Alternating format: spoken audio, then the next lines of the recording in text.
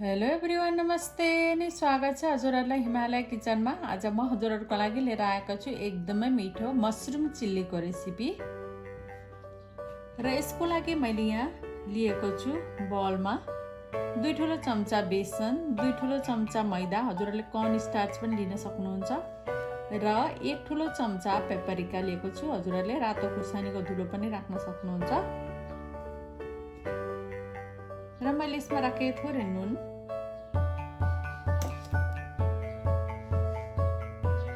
मैले यसमा राखेँ आधा सानो चम्चा गार्लिक पाउडर। हजुरहरूले लसुन अदुवाको पेस्ट पनि कुटेर राख्न सक्नुहुन्छ। र अब यसमा थोरै थोरै गरेर मनतातो पानी राख्दै जानुपर्छ। यसरी पानी राख्दै यसलाई मिक्स गर्दै जाने।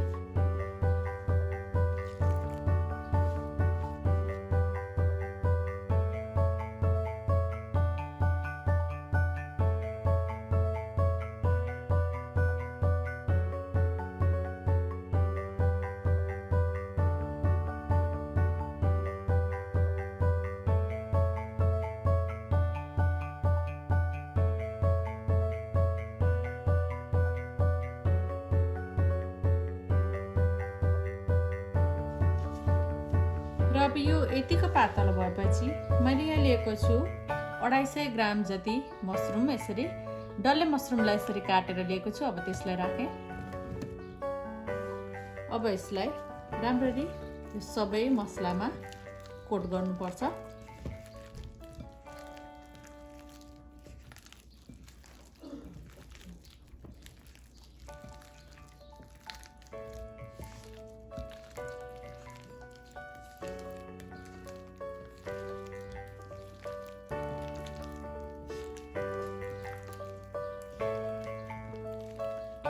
र यति गरिसकेपछि अब हामी लागौँ स्टोभतिर।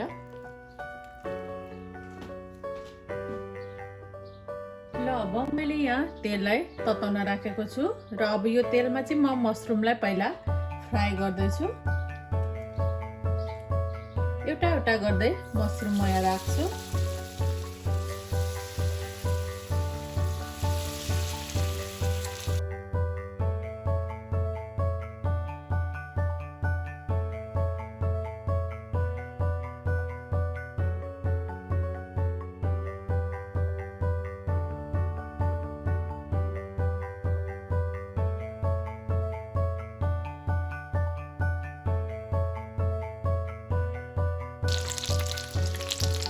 अब यसलाई चलाउँदै पल्टाउँदै दुवैतिरबाट रातो र क्रिस्पी हुने बेलासम्म फ्राई गर्नुपर्छ। र यो मसरुम चाहिँ फ्राई भइसकेको छ राम्ररी। अब म यसलाई झिक्दैछु।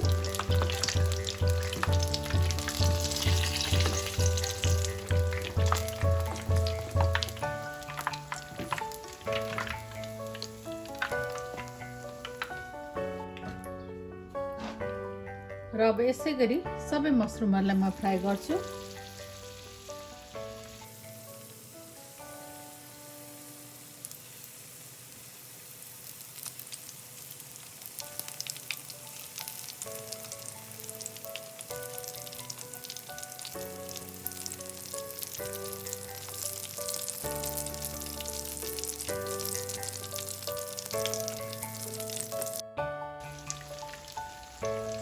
ल अब बाँकी मसरुम पनि फ्राई भइसकेको छ, र यसलाई पनि म यसरी झिक्दैछु।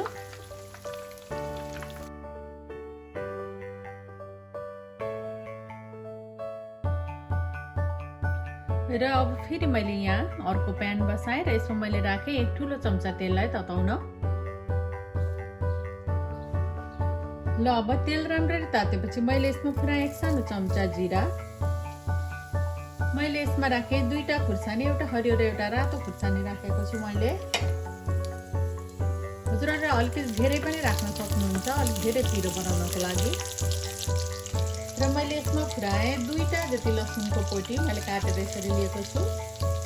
त्यसै गरी 1 इन्च अदुवालाई मसिनो गरेर काटेर लिएको छु।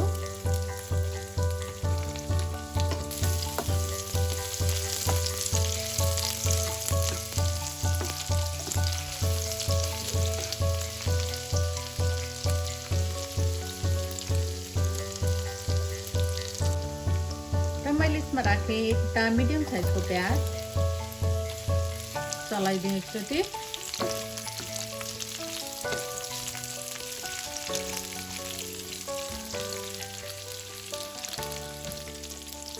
र मैले यहाँ लिएको छु आधा पहेँलो क्याप्सिकम, आधा रातो क्याप्सिकम र आधा हरियो क्याप्सिकमलाई यसरी ठुलो ठुलो पिसमा काटेर, प्याजलाई पनि मैले ठुलो पिसमा काटेको छु।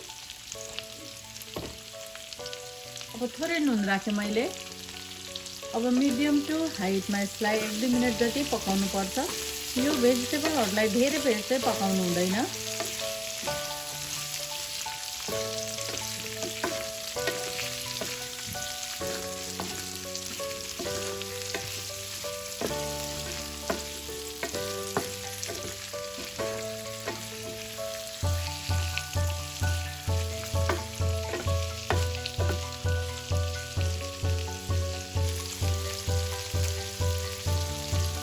भेजीहरू एकछिन फ्राई भएपछि मैले यसमा राखेँ 1 ठुलो चम्चा सोया सस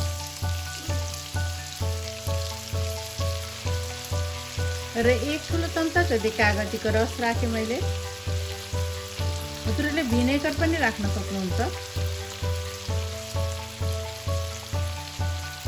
र 1 ठुलो चम्चा जति कर्न स्टार्चलाई यसरी पानीमा घोलेर लिएको छु, त्यसलाई राखेँ र अरू 1-2 मिनट यसलाई अब पाक्न दिउँ।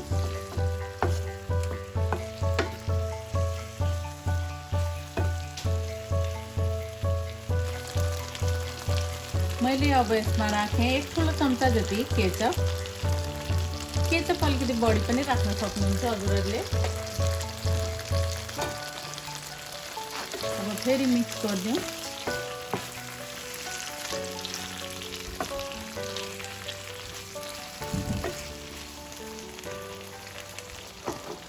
र अब म राख्दैछु मैले अघि फ्राई गरेको मसरुमलाई।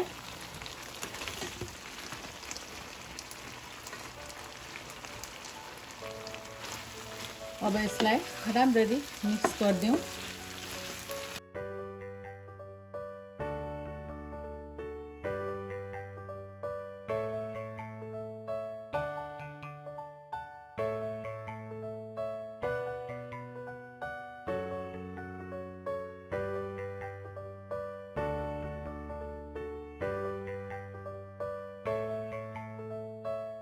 अब यसबाट मैले राखेँ हरियो धनियाँको पत्ताहरू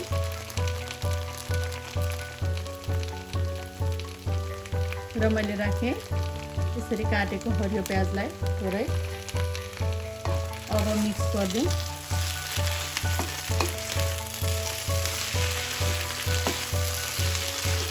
अलिकति योभन्दा धेरै ग्रेभी बनाउन मनपर्छ भने अलिकति धेरै कर्न स्टार्चलाई राख्न सक्नुहुन्छ घोलेर।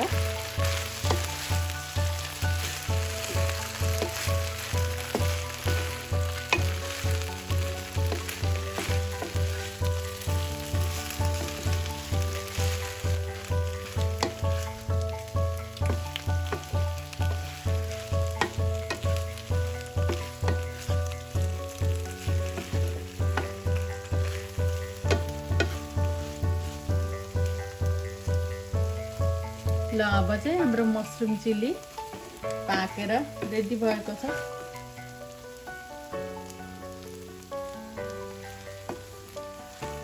त्यो एकदम खाउ खाउ लाग्ने देखिएको छ।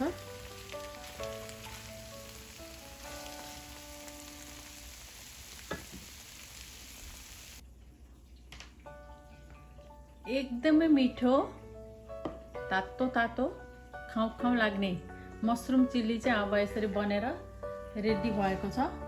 हजुरहरू पनि यसै गरी मसरुम चिल्ली बनाएर खानको लागि अवश्य पनि ट्राई गर्नु होला। एकदमै मिठो हुन्छ। हस् त यो मिठो मसरुम चिल्लीको रेसिपी हजुरहरूलाई राम्रो लाग्यो भने हाम्रो भिडियोलाई लाइक कमेन्ट सेयर गरिदिनु होला। यस्तै रेसिपीहरूको लागि हाम्रो च्यानललाई सब्स्क्राइब पनि गरिदिनु होला। सब्स्क्राइब गरिसकेपछि नजिकैको नोटिफिकेसन बेललाई पनि अवश्य पनि क्लिक गरिदिनु होला। फेरि पनि यस्तै मिठो परिकारको रेसिपी लिएर आउने नै छु। हाम्रो भिडियो हेरिदिनु भएकोमा हजुरहरूलाई धेरै धेरै धन्यवाद।